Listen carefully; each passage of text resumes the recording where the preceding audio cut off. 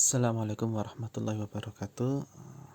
Selamat berjumpa kembali di perkuliahan psikologi umum pertemuan ketiga. Kali ini kita akan membahas tentang sensasi dan persepsi. Apa itu sensasi dan persepsi? Mari kita buka dulu dengan berdoa, masing-masing berdoa mulai.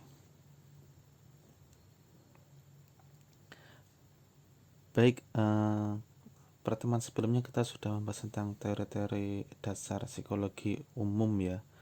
Mungkin banyak yang belum spesifik, belum jelas, tidak masalah. Sekarang kita akan sedikit demi sedikit membahas lebih terperinci lagi. Yang pertama, bagaimanakah kita mendapatkan informasi dari dunia luar ke dalam otak kita. Nah, jadi sensasi itu sendiri adalah aktivasi reseptor yang terletak di mata, telinga, kulit, rongga hidung, dan lidah. Nah, ini yang sering kita kenal dengan panca indera ya.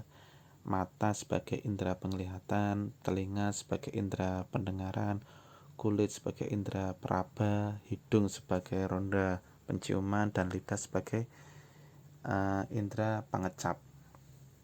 Lalu mungkin ada yang bertanya, lah terus yang orang yang memiliki indera keenam itu bagaimana? Nah, itu tidak bisa diteliti atau tidak masuk ke ranah sensasi di materi ini.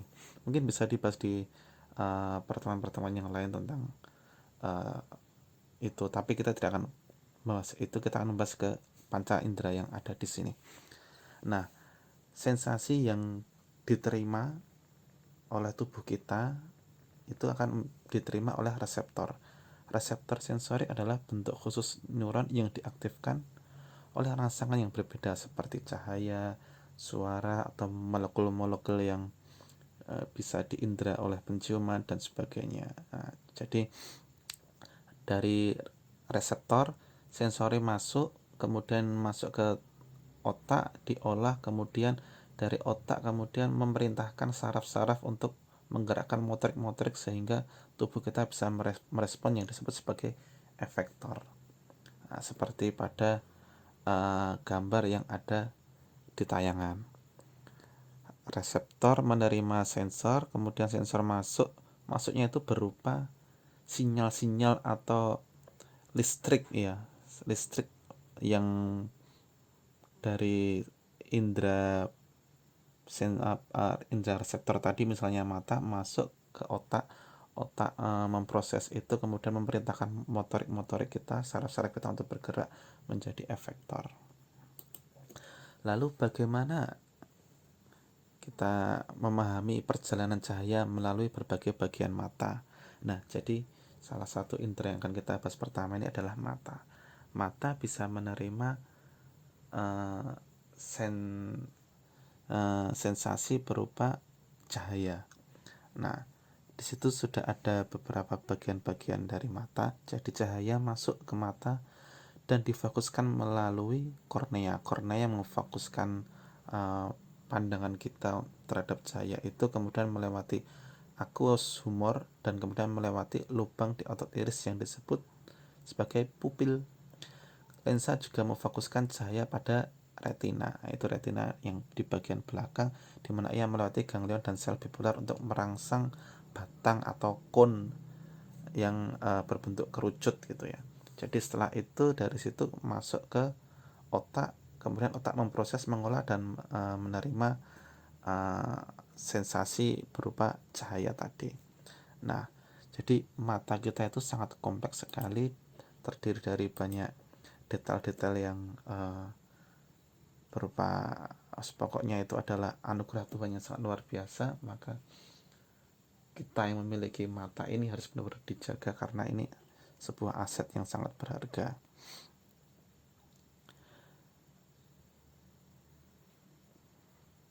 Kemudian mata ini juga ada banyak kelainan-kelainan atau penyakit atau semacamnya. Kalian mungkin pernah membaca seperti rabun jauh, rabun dekat, atau silinder dan sebagainya, ada buta warna dan sebagainya. Nah, orang yang memiliki penyakit ini memiliki bentuk atau detail bagian mata itu yang berbeda juga. Misalnya orang yang rapuh dekat itu memiliki bola mata yang lebih rendah dan sebagainya. Nah, itu bisa kita pelajari lebih detail lagi. Namun ada juga orang yang tidak bisa membedakan warna-warna spesifik. Ada orang yang buta warna, baik itu buta warna sebagian atau buta warna total. Buta warna total itu berarti dia tidak bisa membedakan semua warna, hanya hitam, putih, atau abu-abu, hanya sekitar itu. Kalau buta warna sebagian mungkin dia hanya tidak bisa membedakan beberapa warna-warna yang kontrasnya memang berdekatan atau mirip. Saya sendiri mengakui bahwa saya memiliki buta warna sebagian. Saya baru tahu itu sekitar 2-3 tahun yang lalu ketika memperpanjang SIM, di tes kesehatan, tes tes mata pokoknya, dan ternyata saya bermasalah di buta warna itu. Kalau buta warna total, setahu saya nggak akan diizinkan dapat SIM, tapi saya buta warna sebagian karena itu penting ketika seorang pengendara di jalan nggak bisa membedakan warna lampu traffic light. Nah, itu berbahaya. Nah, tapi saya masih bisa membedakan. Tapi memang untuk tes-tes yang lebih detail seperti Ishihara test, jadi kalau kita tes buta warna itu menggunakan Ishihara test, yang kalau kalian mau nanti googling, ada Ishihara test itu yang lingkaran-lingkaran kecil dari beraneka warna, kemudian kita suruh menebak ada pola angka berapa, kita suruh menyebutkan angkanya. Nah, itu Ishihara test. Awal-awalnya masih mudah, makin lama makin sulit, makin sulit, makin sulit. Nah, yang agak-agak menengah ke belakang itu saya nggak bisa membedakan karena memang sangat sulit. Untuk awal-awal kontrasnya masih tebal, masih besar, saya masih bisa membedakan. Jadi saya tidak buta warna total. Nah, mungkin kalian kapan-kapan bisa mengecek penglihatan kalian, karena beberapa orang ada yang seperti itu tapi dia tidak sadar. Seperti itu. Kemudian berikutnya indera pendengaran, yaitu telinga. Tentang sifat suara, bagaimana ia mengalir melalui berbagai bagian telinga yang detail-detail seperti itu. Jadi suara atau sensor pendengaran itu memasuki telinga melalui struktur luar yang terlihat atau disebut juga pinna atau auricle kalau di gambar itu, dan bergerak menuju gendang telinga, kemudian menuju tulang kecil di telinga tengah. Kemudian tulang yang disebut stirrup itu terletak di jendela oval, itu menyebabkan selaput kokleanya dan basilar bergetar dengan suara. Jadi suara itu menggetarkan mereka. Kemudian organ korti pada membran basilar mengandung reseptor untuk menerima sensor suara itu, kemudian mengirimkan sinyal itu ke otak. Nah, jadi prosesnya seperti itu. Kemudian ada kayak tadi seperti mata punya gangguan, telinga juga bisa punya beberapa gangguan ya. Gangguannya misalnya ada gangguan pendengaran konduksi yang disebabkan oleh kerusakan pada struktur telinga luar atau tengah. Lalu ada juga gangguan pendengaran saraf, itu disebabkan oleh kerusakan pada telinga dalam atau jalur pendengaran di otak. Maka hati-hati ketika kalian sering pakai cotton bud atau mungkin pakai kuku kalian sendiri untuk membersihkan kopok atau curak kalau bahasa saya. Ya seperti itu, hati-hati karena itu sebenarnya berbahaya. Asal kita tahu saja bahwa telinga kita itu sudah punya mekanisme ilmiah, bukan mekanisme ilmiah, mekanisme alami untuk membuang kotoran itu keluar. Jadi kalian nggak perlu memasukkan cotton bud atau tangan kalian sampai ke dalam, apalagi kalau kalian punya jari yang kukunya panjang, berbahaya itu. Telinga itu akan mengeluarkan kotorannya secara alami. Nanti kalian mungkin ketika kotorannya sudah keluar itu akan terasa. Nah, itu tinggal diambil lah, nggak usah pakai nyogok sampai dalam, bisa. Atau kalian ketika wudhu secara rutin dengan cara wudhu yang benar, itu sudah bisa menghilangkan kotoran-kotoran di telinga itu.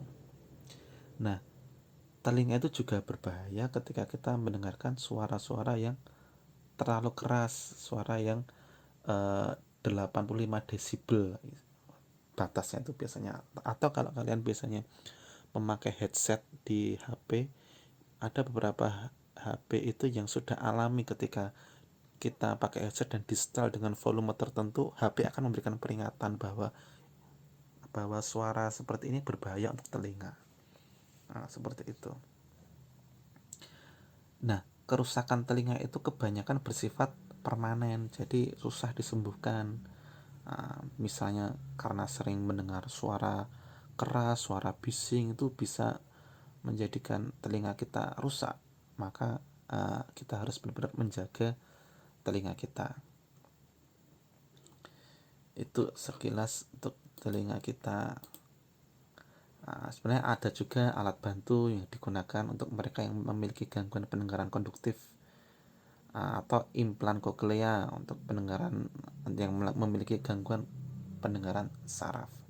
Jadi ini hanya sekedar membantu atau mempermudah untuk mendengar, tapi tidak bisa menyembuhkan kembali seperti semula. Nah, itu susah. Maka dijaga telinga kita, terutama tadi hati-hati ketika memasukkan sesuatu ke dalam telinga, baik itu jari, cotton bud atau semacamnya. Dan ketika kita berwudu, sebisa mungkin wudunya itu benar-benar tangannya itu benar-benar seperti yang dicontohkan para guru-guru kita. Kalau penasaran bisa mungkin dicari di YouTube atau di mana, atau tanya guru kalian bagaimana jari kita ketika wudhu seperti apa.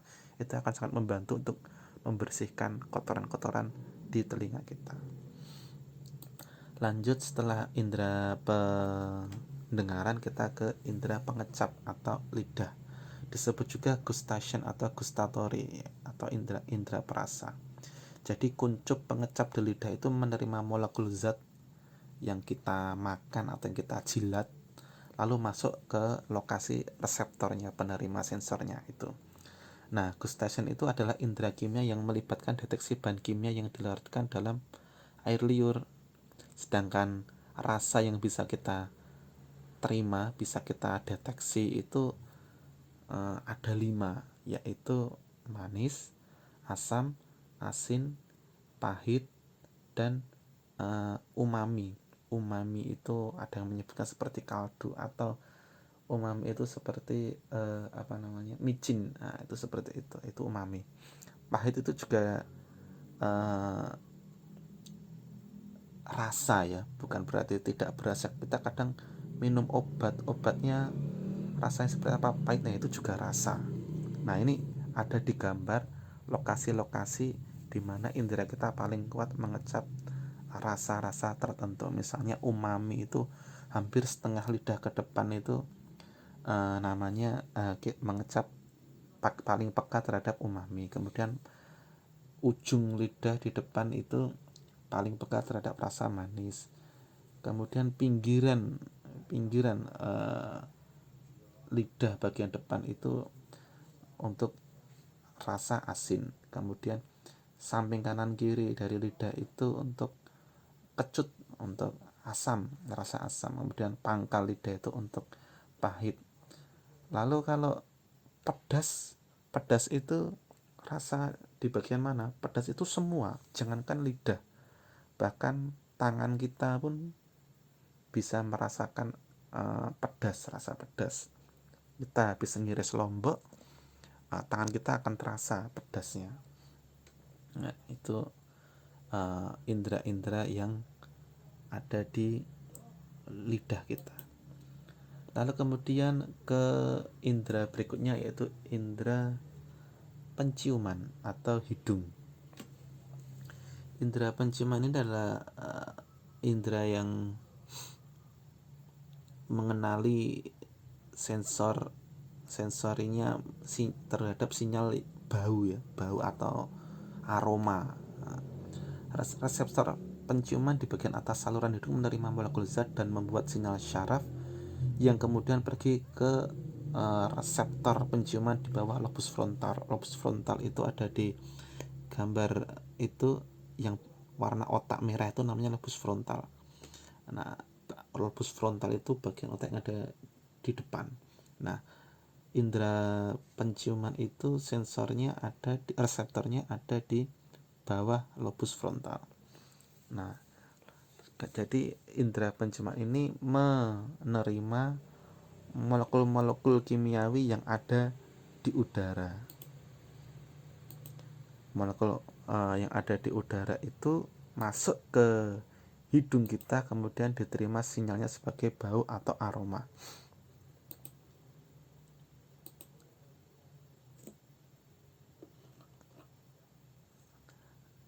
Nah, hidung itu juga berpengaruh terhadap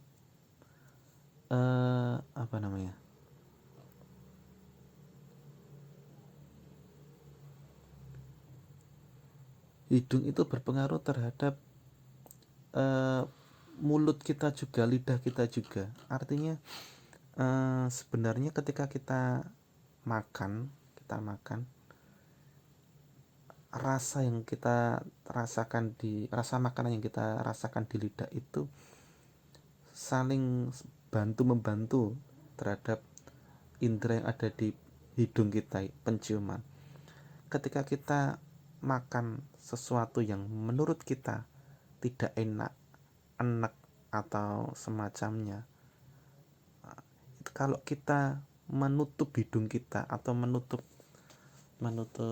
penciuman kita atau kita menahan nafas, itu rasa yang makanan yang kita rasakan, yang kita gigit, kita kunyah itu akan berkurang juga rasanya.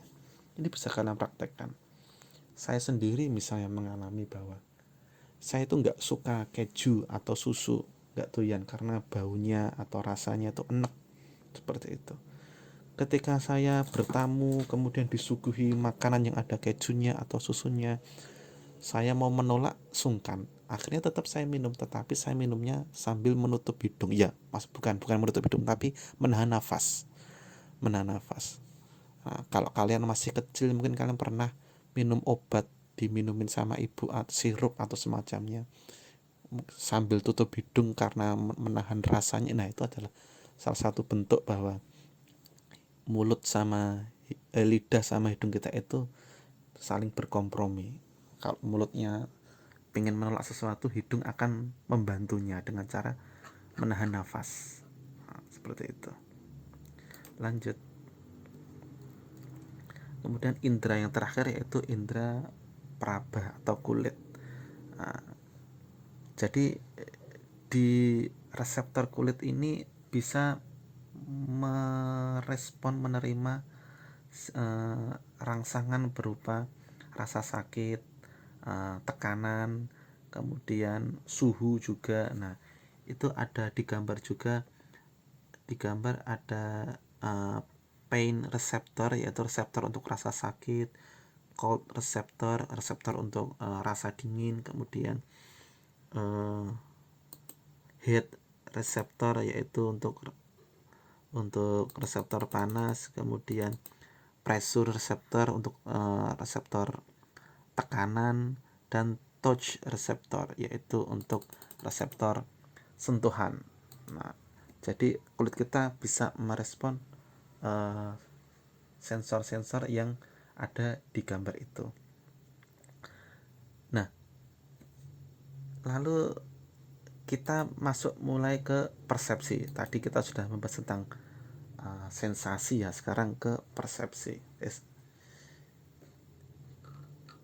Persepsi ini kita pakai teorinya Gestalt ya. Masih ingat kemarin Gestalt itu melihat sesuatu secara menyeluruh, secara holistik, tidak secara terpisah-pisah atau sendiri-sendiri. Atau sebuah kalimat dari Gestalt yang harus kita hafal yaitu